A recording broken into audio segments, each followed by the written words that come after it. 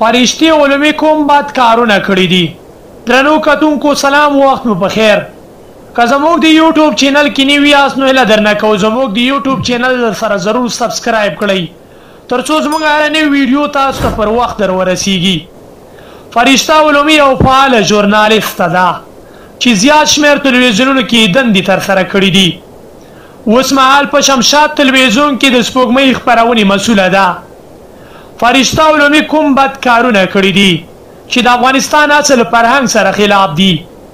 فرشته علومي په هندوستان کې په داسې لباس کې ګرځي چې نه د افغان اصل فرهنګ سره سر خوري او نه د پښتو ویاړلي فرهنګ سره.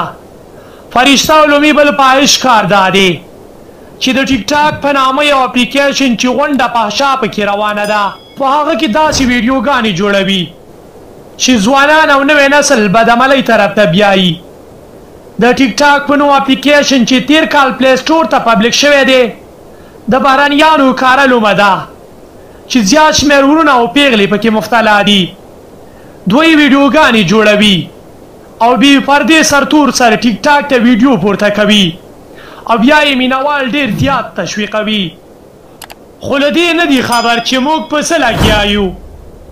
یو څه وخت مخکې چې یو ډاکټره ځاني افغانه معرفي کوو او په اصل کې د کوزې پښتونخوا وه د بهرنیانو په لومه کې ولوېدله.